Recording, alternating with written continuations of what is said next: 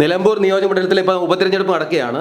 ഈ അവസരത്തിൽ ഞങ്ങൾ പരിചയപ്പെടുത്തുന്നത് ശിവസേന UBT സ്ഥാനാർത്ഥി ഹരിനാരായണനെയാണ്. തീർച്ചയായിട്ടും അദ്ദേഹത്തിൻ്റെ വിശേഷങ്ങൾ നമുക്ക് ചോദിച്ചറിയാം. എങ്ങനെയാണ് നിലമ്പൂരുമായിട്ടുള്ള ബന്ധം? നിലമ്പൂരുമായിട്ട് എനിക്ക് പൊതുപ്രവർത്തന രംഗം മുതൽ ഞാനൊരു 10-20 വർഷത്തോളമായി ശിവസേനയുടെ സജീവ പ്രവർത്തകനും ആണ്. അതുകൊണ്ട് തന്നെ നിലമ്പൂർ മലപ്പുറം ജില്ലയിൽ എല്ലാ ഭാഗങ്ങളിലും പൊതുപ്രവർത്തന രംഗത്തെ നല്ല ബന്ധമുണ്ട് മലപ്പുറം ജില്ലയിലായിട്ട്. പിന്നെ പ്രത്യേകിച്ച് നിലമ്പൂർ എനിക്ക് ഒരുപാട് പാർട്ടി പ്രവർത്തകരും കൂട്ടുകാരും എല്ലാവരും ഉള്ളൊരു മണ്ഡലം കൂടിയാണ് നിലമ്പൂർ മണ്ഡലം. പിന്നെ എനിക്ക് ഏറ്റവും കേരളത്തിലെ ഏറ്റവും ഇഷ്ടപ്പെട്ട സ്ഥലങ്ങളിലൊന്ന് എൻ്റെ അതിലും നിലമ്പൂർ ഉൾപ്പെടുന്നൊരു മണ്ഡലം തന്നെയാണ്. കാരണം ഇത്തരം പ്രകൃതി രമണീയമായ തമിഴ്നാടിനോട് അതിർത്തി പങ്കിടുന്ന ചാലിയാറിനോട് ചേർന്ന് നിന്ന അതിമനോഹരമായ ഒരു ഗ്രാമവും കൂടിയാണ് നിലമ്പൂർ. അതുകൊണ്ട് തന്നെ നിലമ്പൂർ എനിക്ക് എന്നും പ്രിയപ്പെട്ട ഒരിടം തന്നെയാണ്. നിലമ്പൂരിൽ പ്രതീക്ഷിച്ച് നിൽക്കുന്ന സ്ഥാനാർത്ഥികൾ വേറെ ഉണ്ടല്ലോ. അത് അവർ തുറന്ന് പറയുന്നുണ്ടല്ലോ. പ്രതീക്ഷിക്കുന്നതിന് ഇപ്പം PV അൻവറൊക്കെ സ്വന്തം പ്രതീക്ഷയോടുകൂടി മാത്രം വന്ന് നിൽക്കുന്ന സ്ഥാനാർത്ഥിയാണ്. പക്ഷേ നമ്മൾ ഒന്നും പ്രതീക്ഷിക്കാതെ വന്ന് നിൽക്കുന്നതാണ്. നമ്മളൊന്നും പ്രതീക്ഷിക്കുന്നില്ല. ജനങ്ങൾ എന്താണോ ജനങ്ങൾക്ക് അത് നമുക്കറിയാം. നിലമ്പൂർ ജനങ്ങളെ എനിക്ക് നന്നായിട്ട് അറിയാം.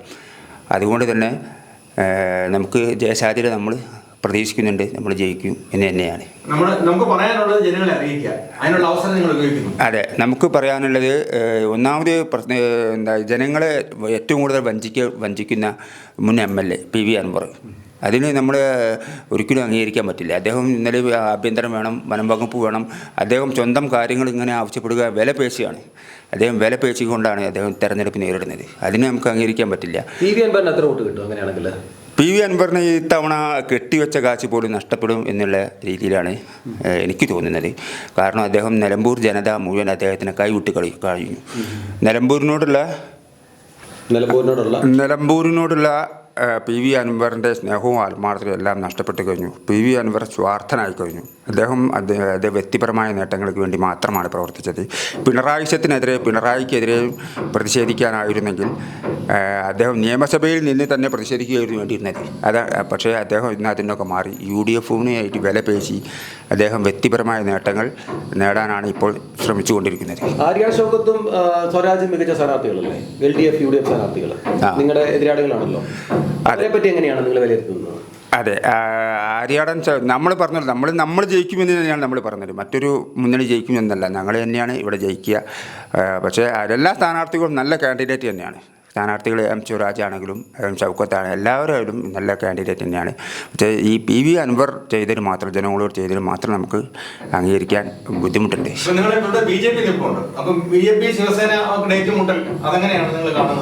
അല്ല, BJPക്ക് ഇവിടെ പ്രാധാന്യം ഇല്ലല്ലോ. കേരളത്തിൽ പിന്നെ നിലമ്പൂർ മണ്ഡലത്തിൽ BJPക്ക് ഞങ്ങൾ BJPയെ എന്താ പറയുക, ഒരു മുഖവിലേക്ക് എടുത്തിട്ടേ തന്നെയല്ല. BJP ആദ്യമേ ചിത്രത്തിലില്ലായിരുന്നു. പിന്നെ പെട്ടെന്ന് എന്താ പറയുക ഓടിപ്പോയി പെട്ടെന്ന് തട്ടിക്കൂട്ടി ഒരു സ്ഥാനാർത്ഥിയെ കൊണ്ടുവന്നു എന്നല്ല. അതുകൊണ്ട് തന്നെ ഞങ്ങൾ BJPയെ തീരെ വിലക്കെടുക്കുന്നില്ല. BJP അതിൻ്റെ ഞങ്ങളുടെ ചിത്രത്തിന് BJP ഇല്ല. BJP എന്ന് പറയുന്ന രാഷ്ട്രീയ പ്രസ്ഥാനം ഇവിടെ നിർത്തിയിരിക്കുന്ന കാൻഡിഡേറ്റ് തന്നെ സെമറ്റിക് മതത്തിൻ്റെ ആളെയാണ്, ജോർജ്. ഇവർ സെമറ്റിക് മതങ്ങളെ ആക്രമിച്ചുകൊണ്ടിരിക്കുകയാണ് വടക്കേ ഇന്ത്യയിൽ. ഈ കഴിഞ്ഞ ദിവസം ഒറീസയിൽ ബജറംഗ് ദൾ എന്ന് പറയുന്ന ആൾക്കാർ RSSൻ്റെ ഓർഗനൈസേഷനിൽ പെടുന്ന പരിവാർ സംഘടനയിൽപ്പെടുന്ന ബജറംഗ് ദൾ മിഷണറിമാരെ ആക്രമിച്ചിരിക്കുകയാണ് ഒറീസയിൽ. മണിപ്പൂരിൽ ഇവർ കലാപം നടന്ന സമയത്ത് അവിടെ ഈ മതത്തിൻ്റെ പേര് പറഞ്ഞ് അവിടെ അന്വേഷിക്കാത്ത ആൾക്കാരാണ്. BJP പൊതുവേ ഇവിടുത്തെ സവർണർക്കും ഇവിടുത്തെ മുതലാളി വർഗത്തിനും വേണ്ടി മാത്രം രാജ്യഭരണം നടത്തുന്ന കോൺഗ്രസിനെ പോലെയുള്ള അല്ലെങ്കിൽ വ്യത്യസ്തമല്ലാത്ത ഒരു പാർട്ടിയാണ്. അതുകൊണ്ട് തന്നെ ഹിന്ദു ഹൃദയ സാമ്രാട്ട് മഹാമാനനീയ ബാലാസാഹബ് ഠാക്കർജി ഓർഗനൈസ് ചെയ്ത ശിവസേന പറഞ്ഞത് തന്നെ കോൺഗ്രസ് ഇല്ലാത്തൊരു ഭാരതം എന്ന് പറയുന്നത് BJP ഇല്ലാത്തൊരു ഭാരതം വന്നാലേ ഇനി ഭാരതത്തിന് നേട്ടം ഉണ്ടാകുള്ളൂ.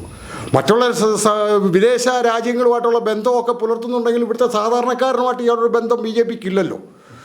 BJPയുടെ നേതാക്കന്മാർ തന്നെയാണേലും കിട്ടുന്ന സമ്പത്ത് സമ്പാദിക്കുക എന്നതിൽ ഉപരി കഴിഞ്ഞ ഇലക്ഷന് തന്നെ കുഴൽപ്പണം കടത്തിൽ BJPയുടെ ആൾക്കാർ പ്രതികളാണ്, സുരേന്ദ്രൻ സഹിതം. ഇവിടുത്തെ ഗവൺമെൻറ് എന്ത് ചെയ്തു?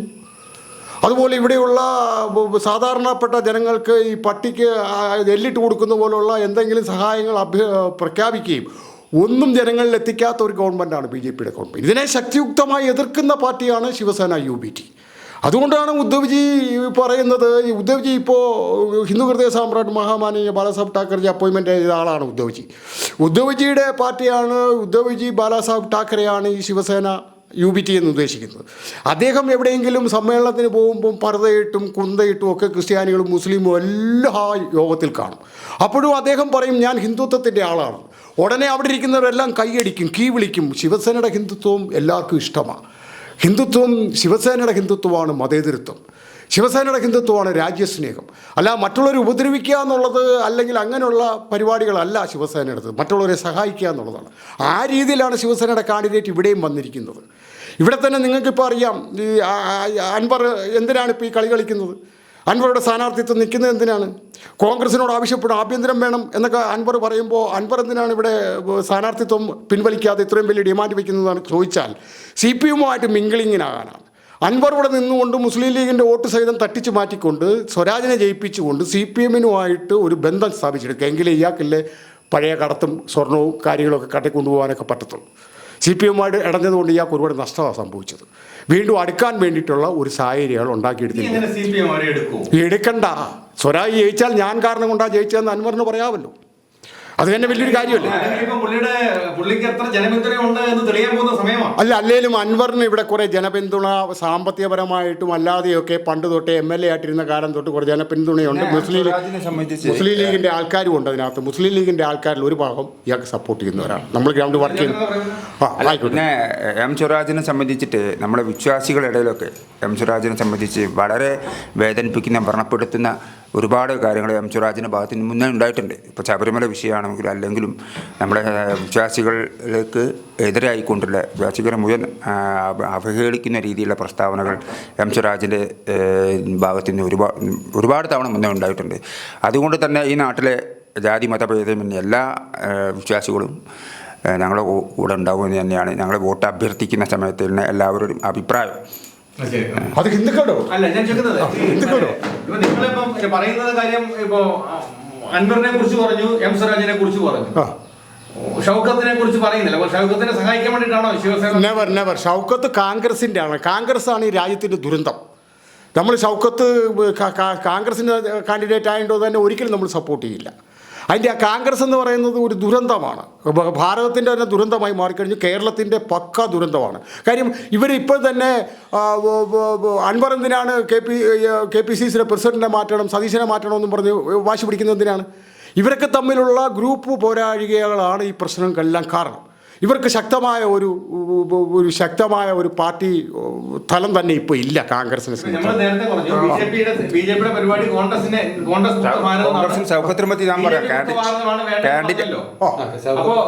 കാൻഡിഡേറ്റിനും ഷൗക്കത്തിനെ പറ്റി പറയാൻ ഞാൻ തന്നെ പറയാം, സ്ഥാനാർത്ഥി തന്നെ പറയാം. ഷൗക്കത്തിനെ പറ്റി പറയാൻ എന്താണെന്ന് വെച്ചാൽ നട്ടലില്ലാത്ത നാണം കെട്ട കോൺഗ്രസിൻ്റെ MLA-മാരിലേക്ക് ഇവിടുന്ന് ജയിച്ചാൽ ഒരാൾ കൂടിയായി, അത്രയേ ഉള്ളൂ. കേരളത്തിലെ പ്രതിപക്ഷം നട്ടലില്ലാത്ത നാണം കെട്ട പ്രതിപക്ഷത്തിൽ ഇവിടുന്ന് ജയിച്ചാൽ അതിലേക്ക് ഒരു അംഗം കൂടി ആയി എന്നല്ലാതെ നിലമ്പൂർക്കാർക്കോ കേരളത്തിലെ കോൺഗ്രസ്സുകോ ചൗക്കത്തിനെ കൊണ്ട് യാതൊരു ഗുണവുമില്ല. അദ്ദേഹത്തിൻ്റെ അച്ഛൻ ആണെങ്കിൽ ഞങ്ങൾക്കൊക്കെ എല്ലാവർക്കും കേരള രാഷ്ട്രീയത്തിൽ എല്ലാവർക്കും പ്രിയപ്പെട്ട ഒരാളായിരുന്നു ആര്യാടൻ മുഹമ്മദ്. അദ്ദേഹം ഒരു പോരാളിയായിരുന്നു. പക്ഷേ ചൗക്കത്തിനെ സംബന്ധിച്ചിട്ട് കോൺഗ്രസിൻ്റെ പാരമ്പര്യം, നാണം കെട്ട പാരമ്പര്യം കാത്തു സൂക്ഷിക്കാൻ മാത്രമേ ചൗക്കത്തിനെ കൊണ്ട് പറ്റുള്ളൂ. ചേട്ടൻ പറഞ്ഞു കോൺഗ്രസ് മുക്ത ഭാരതമല്ല വേണ്ടത്, BJP മുക്ത ഭാരതമാണ് വേണ്ടതെന്ന് പറഞ്ഞു. അപ്പോൾ അത് കോൺഗ്രസിനെ സഹായിക്കുന്ന ഒരു വാക്കുപോലെ തോന്നി. അല്ല, അത് കോൺഗ്രസിനെ സഹായിക്കുക എന്നുള്ളതല്ല കാര്യം.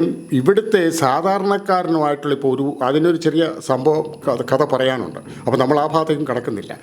BJPയെ സംബന്ധിച്ചിടത്തോളം ഇവിടുത്തെ സാധാരണപ്പെട്ട ജനങ്ങളെ സംരക്ഷിക്കാത്തിടത്തോളം കാലം ആ ഭരണകൂടം ഈ രാജ്യത്തിന് പ്രയോജനകരമല്ല. ഇവിടുത്തെ ഭൂരിപക്ഷം വരുന്ന ജനങ്ങൾക്ക്, പട്ടിണിപ്പാവങ്ങൾക്ക് പ്രയോജനകരമല്ല. ഇവിടുത്തെ സാധാരണക്കാരന് പ്രയോജനകരമല്ല. ഇവിടുത്തെ സാധാരണക്കാരൻ പട്ടിണി അനുഭവിക്കുന്ന ഒരുപാട് ജനങ്ങളുണ്ട്. ഇവിടെ വർഗീയത വളർന്നു വരുന്നു. മതേതരത്വം കാത്തു സൂക്ഷിക്കേണ്ട ആൾക്കാർ വർഗീയതയ്ക്ക് തീനാളം വിടുന്നു. വടക്കേ ഇന്ത്യയിൽ അവർ ഒരു രീതിയിൽ പ്രവർത്തിക്കുന്നു, ഈ കേരളത്തിൽ വേറൊരു രീതിയിൽ. കേരളത്തിൽ മുസ്ലിമിൻ്റെയും ക്രിസ്ത്യാനിയുടെയും സപ്പോർട്ട് അവർക്ക് ആവശ്യമാണെന്ന് പറയുന്നു. വടക്കേ ഇന്ത്യയിൽ അവർക്ക് അതിൻ്റെ ആവശ്യമില്ല. ഓരോ രാജ്യത്തിൻ്റെ വിവിധ സംസ്ഥാനങ്ങളിൽ വിവിധ നയതന്ത്രങ്ങളാണ് BJP ഉപയോഗിക്കുന്നത്. അതുകൊണ്ട് തന്നെ ഒരു നയതന്ത്രമില്ലാത്ത BJP ഭാരതത്തിന് അല്ലെങ്കിൽ ഇന്ത്യയ്ക്ക് ഭീഷണിയാണ്. അന്നായി ഞാൻ പറഞ്ഞോളൂ, വേറൊന്നും ഞാൻ പറഞ്ഞില്ല. പറയുന്നത് അടുത്ത പ്രാവശ്യം ഇനിയിപ്പോ അടുത്ത ഒരു തെരഞ്ഞെടുപ്പിൽ ശിവസേനയും നിങ്ങളുടെ പാർട്ടിയും BJP കൂടെ ചേർന്ന് മത്സരിക്കത്തില്ല എന്ന് പറയാൻ പറ്റുമോ? ഭരണത്തിൽ വരുമ്പോഴും ശിവസേനയുടെ അഭിപ്രായങ്ങൾക്ക് പ്രത്യേകം പ്രാധാന്യമുണ്ട്. സാധാരണപ്പെട്ട ജനങ്ങൾക്കും ശിവസേന ഉണ്ടായത് തന്നെ സ്ലം ആൻഡ് സ്ലഷ് ഏരിയയിലാണ്, സാധാരണപ്പെട്ടക്കാരുടെ ഇടയ്ക്കാണ്. അതിന് മണ്ണിൻ്റെ മക്കൾ വാദമൊക്കെ പലരും പറയുന്നുണ്ടെങ്കിൽ പോലും അവിടുത്തെ ജനിച്ചു വളർന്ന മറാഠി ആയിട്ടുള്ള മണ്ണിൻ്റെ മക്കളായിട്ടുള്ള സാധാരണക്കാരന് വിദ്യാഭ്യാസം ഉണ്ടാലും ജോലിയൊന്നുമില്ലാതെ കഷ്ടപ്പെടുന്ന അവസരത്തിൽ മറ്റുള്ള സംസ്ഥാനങ്ങളിൽ വന്ന് അവിടെ രാജകീയമായി ജീവിക്കുന്ന ഒരു കാലമുണ്ടായിരുന്നു. ആ കാലത്തിനെതിരായിട്ടാണ് ശിവസേന ഓർഗനൈസ് ചെയ്തതും ഹിന്ദു ഹൃദയ സാമ്രാട്ട് മഹാമാനന്യ ബാലാസാഹബ് ഠാക്കറെജി അതിനെതിരെ ഫൈറ്റ് ചെയ്യുകയും. ആ മണ്ണിൻ്റെ മക്കൾ വാദം ഇന്ന് രാജ്യം മൊത്തം ആവശ്യമായിട്ട് വന്നിട്ടുണ്ട്. എല്ലാ രാജ്യത്തും എല്ലാ സംസ്ഥാനങ്ങളിലും വിഘടനവാദവും മറ്റ് വിദേശ ആശയങ്ങളും ഫിലോസഫികളും ഒക്കെ ഉയർത്തിക്കാട്ടി ജനങ്ങളുടെ ഇടയ്ക്ക് വിഘടനവാദങ്ങൾ വർദ്ധിച്ചു വരികയാണ്. അപ്പോൾ അവിടെയെല്ലാം മണ്ണിൻ്റെ മക്കൾ വാദം പോലെ ദേശീയവാദം പുലർത്തുന്ന അല്ലെങ്കിൽ ദേശീയതയെ മുന്നിൽ കണ്ടുകൊണ്ട് പ്രവർത്തിക്കുന്ന ഹിന്ദുത്വം എന്ന് പറയുന്ന മതേതരത്വം കാത്തു സൂക്ഷിക്കുന്ന ശിവസേന പോലുള്ളൊരു പ്രസ്ഥാനത്തിന് മാത്രമേ നാളെ ഈ രാജ്യം വളരെ സുന്ദരമായ രീതിയിൽ എല്ലാവർക്കും തുല്യനീതി, അതായത് ശിവസേനയുടെ പോളിസി തന്നെ ഒരു നിയമം ഒരു ജനത ഒരു രാജ്യമാണ്. ഈ ഒരു നിയമം ഒരു ജനത ഒരു രാജ്യം എന്നുള്ള പോളിസി ഛത്രപതി ശിവജി മഹാരാജാവ് നടത്തിപ്പിലാക്കിയതാണെങ്കിലും ഇന്ന് അത് നഷ്ടപ്പെട്ടിരിക്കുകയാണ്. വീണ്ടും അങ്ങനെ ഒരു നടത്തിപ്പിലാക്കി ഒരു സോഷ്യലിസോ ഒരു ഈക്വാലിറ്റീസോ ഹിന്ദുസ്ഥാനിൽ കൊണ്ടുപോകണമെങ്കിൽ ശിവസേനയ്ക്ക് മാത്രമേ കഴിയൂ. അത് ശിവസേന അങ്ങനെ ഒരു പോളിസി നടത്തിപ്പിലാക്കണമെങ്കിൽ, ശിവസേനയ്ക്ക് അധികാരം വരണമെങ്കിൽ BJPയുടെ തകർച്ച കൊണ്ട് മാത്രമേ ശിവസേനയ്ക്ക് അധികാരത്തിൽ വരാൻ കഴിയൂ. കാര്യം ശിവസേനയെ എതിർക്കുന്നത് BJPയാണ്, മറ്റുള്ള പാർട്ടികളല്ല. കമ്മ്യൂണിസ്റ്റ് പാർട്ടിയല്ല ശിവസേനയെ എതിർക്കുന്നത്, കോൺഗ്രസ് പാർട്ടിയല്ല ശിവസേനയെ എതിർക്കുന്നത്, പിന്നെ BJPയാണ് ശിവസേനയെ എതിർക്കുന്നത്. സംശയമൊക്കെ BJP കള്ളത്തരം പറഞ്ഞു വന്നിരിക്കുകയല്ലേ ഇവിടെ. BJP എന്തിനാണ് ഇവിടെ വന്നിരിക്കുന്നത്? BJP ആരെ സഹായിക്കാനാണ് വന്നിരിക്കുന്നത് ഇവിടെ? BJP ഇവിടെ BJP സഹായിക്കാൻ വന്നിരിക്കുന്നത് ആരെയൊക്കെയോ അവരുടെ അജണ്ടയിൽപ്പെട്ട ആൾക്കാരെ സഹായിക്കാൻ വന്ന. എൻ്റെ ഉദ്ദേശം മൊത്തം അവരിവിടെ അവർ അറിയാമല്ലോ, CPM പിണറായി സർക്കാരുമായിട്ട് BJPക്ക് അഭേദ്യമായ ഒരു ബന്ധമുണ്ട്. ആ ബന്ധത്തിൽ ഊന്നി നിന്നുകൊണ്ട് എന്തെങ്കിലും കളികൾക്കായിട്ട് വന്നതായിരിക്കണം.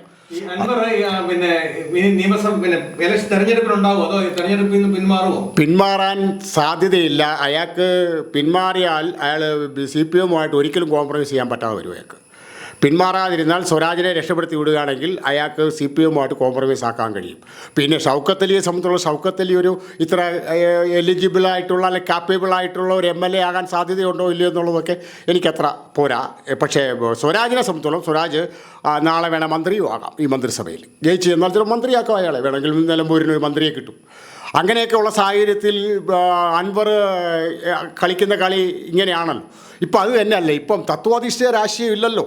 ഇപ്പോൾ ഉള്ളത് മതാധിഷ്ഠിത രാഷ്ട്രീയവും ധനാധിഷ്ഠിത രാഷ്ട്രീയവുമാണ്. ധനാധിഷ്ഠിത രാഷ്ട്രീയവും മതാധിഷ്ഠിത രാഷ്ട്രീയവും കൂടെ ചേർന്നുള്ള ഭരണമാണ് ഇന്ന് ഉള്ളത്. തത്വാധിഷ്ഠിത രാഷ്ട്രീയമൊക്കെ അങ്ങ് ചത്തുപോയി. പണ്ട് CPM തത്വാധിഷ്ഠിത രാഷ്ട്രീയം ഉണ്ടായിരുന്ന ആൾക്കാരുണ്ടായിരുന്നു. EM നമ്പൂതിരിപ്പാട് ചിന്തകരായിരുന്നു, സാമൂഹ്യ പ്രചാരകമായിരുന്നു AKG. അങ്ങനെയൊക്കെയുള്ള തത്വാധിഷ്ഠിത രാഷ്ട്രീയ ചിന്താഗതിയുള്ള നേതാക്കന്മാരും ഒക്കെ ഉണ്ടായിരുന്നൊരു കാലം CPMനും ഉണ്ടായിരുന്നു. പക്ഷേ ഇന്നതില്ല. ഇന്ന് ഇവിടെ ആര് കാശുണ്ടാക്കുന്നു, മുതലാളിമാരെ എതിർക്കുന്ന പാർട്ടി മുതലാളിമാരായിക്കൊണ്ടിരിക്കുകയാണ്. കാര്യം മുതലാളിത്തത്തെപ്പറ്റി പഠിക്കാൻ മുതലാളിയാകണമല്ലോ. അതുകൊണ്ട് CPMൽ നേതാക്കന്മാരെല്ലാം ലോക്കൽ സെക്രട്ടറി തൊട്ട് എല്ലാവരും മേളോട്ട് മുതലാളിമാരായിക്കൊണ്ടിരിക്കുകയാണ്. എങ്കിലേ മുതലാളിത്തത്തെ എതിർക്കാൻ പറ്റുള്ളൂ. ഇതാണ് അതിൻ്റെ വാസ്തവം. അപ്പോൾ നിങ്ങളുടെ ഈ തെരഞ്ഞെടുപ്പിൽ നിങ്ങൾക്ക് എത്ര ചോദിക്കുന്നത് ശരിയല്ല. അപ്പൊ അത് ചോദിച്ചാൽ നിങ്ങളുടെ പ്രതീക്ഷ എങ്ങനെയാണ് ഈ തെരഞ്ഞെടുപ്പിൽ ജയിക്കാനല്ല നിങ്ങൾ പറഞ്ഞത്, ജയിക്കോ ജയിക്കത്തില്ല എന്നുള്ളതല്ല. അതിനെക്കാട്ട് നിങ്ങൾക്ക് പറയാനുള്ള ആശയങ്ങൾ ഇതേപോലെ ജനങ്ങളുടെ മുന്നിൽ വെക്കുക എന്നുള്ള അവസരമാണോ നിങ്ങൾ ഉപയോഗിക്കാൻ പോകുന്നത്? അതല്ല അതിനകത്ത് മെയിൻ കാര്യം. ഇപ്പം തന്നെ താങ്കൾക്കറിയാം, ഞാൻ ശിവസേനയുടെ സ്റ്റേറ്റ് വൈസ് പ്രസിഡന്റാണ്, അജയൻ K. ചപ്പാത്ത്. അപ്പോൾ എനിക്ക് പറയാനായിട്ട് ഇപ്പോൾ ഇവിടെ ഒരുപാട് പോരാളികളുണ്ട്. ഇവിടെ ബൈപ്പാസ് എടുത്തിട്ട് ഭൂമി എടുത്തവർക്ക് ഇന്നവരെ അവരുടെ പൈസ കൊടുത്തിട്ടില്ല പാവത്തുങ്ങൾക്ക്. ബൈപ്പാസിൻ്റെ റോഡ് എടുത്തെടുത്ത് ഭൂമിയെ എടുത്തിട്ട് ഇതുവരെ അവർക്ക് പൈസ കൊടുത്തിട്ടില്ല. അതുപോലെ തന്നെ ഇവിടുത്തെ വനവാസികൾ എന്ന് പറയുമ്പോൾ ഈ കാളിക്കാവ്, ചാലിയാർ, ഈ ഇടക്കരയിലുള്ള വനവാസികളൊക്കെ ഇവിടെ സമരം ചെയ്തു. അവർക്ക് അവസാനം ഭൂമിരഹിതരായിട്ടുള്ളവർക്ക് 40 സെൻറ്റ് കൊടുക്കാമെന്ന് വ്യാജ പട്ടയം ഉണ്ടാക്കി കൊടുത്ത ഗവൺമെൻറ് ഇതുവരെ അവർക്ക് ഭൂമി കൊടുത്തിട്ടില്ല. ഇപ്പോൾ അവർ കളക്ടറേറ്റിൻ്റെ ഫ്രണ്ടിൽ അവിടെ ഇരുന്ന് സമരം ചെയ്യുന്നുണ്ട് പാവത്തുകൾ. അതുപോലെ തന്നെ ഇവിടുത്തെ വനവാസികൾക്ക് പോഷകാഹാരത്തിൻ്റെ കാര്യത്തിലൊന്നും ഒരു നിയന്ത്രണവും ഒരു സഹായവും ഗവൺമെൻറ് തലങ്ങളിൽ നിന്നില്ല. അതുപോലെ തന്നെ ഇവിടുത്തെ സാധുക്കൾ സാധാരണ അനാഥരായിട്ട് ഒരുപാട് ആൾക്കാർ പെരുവഴികളുണ്ട്. ഇവർക്കുള്ള ഒരു അഗതി ബന്ധനവും ഒന്നും ഇവിടെ ഇല്ല.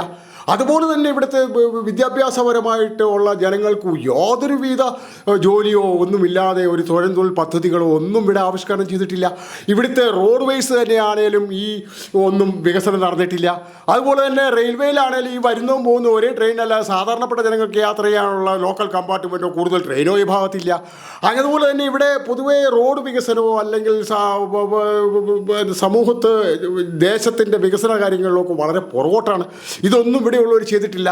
അതുപോലെ തന്നെ ഇവിടെയുള്ള ആൾക്കാർക്ക് ഇപ്പോൾ ആശാ വർക്കേഴ്സുണ്ട്, നമ്മുടെ അങ്കണവാടി വർക്കേഴ്സുണ്ട്. ഇവർക്കൊക്കെ ശമ്പളം കൂടുതൽ കൊടുത്ത് ഇവരെയൊക്കെ ഗവൺമെൻറ് ജോലിയിലേക്ക് കൊണ്ടുവരണമെന്നാണ് ശിവസേന അഭിപ്രായപ്പെടുന്നത്. അതാണ് ശിവസേന UBT അഭിപ്രായപ്പെടുന്നത്. അതിന് വേണ്ടിയിട്ടാണ്, ഇങ്ങനെയുള്ള കാര്യങ്ങൾ നേടിയെടുക്കാൻ വേണ്ടിയിട്ടാണ് നമ്മുടെ കാൻഡിഡേറ്റ് ബഹുമാന്യ ഹരിനാരായണനെ ഇവിടെ ശിവസേന UBTയുടെ സ്ഥാനാർത്ഥിയായിട്ട് നിർത്തിയിരിക്കും. മുൻ MLA അൻവറിന്റെ സ്ഥാനാർത്ഥി തട്ടിപ്പാന്ന് വിചാരിക്കുന്നുണ്ടോ? അൻവർ ചെയ്തിട്ടുണ്ടോ ഇല്ലയോ എന്നുള്ളതല്ല. അൻവർ നാടിൻ്റെ ഇതായിട്ടുള്ള കുറച്ച് വികസന കാര്യങ്ങളൊക്കെ അൻവർ ചെയ്തിട്ടുണ്ട്. ഇവിടെ എല്ലാം പാർഷണാലിറ്റി ഉണ്ട് അൻവറിന്.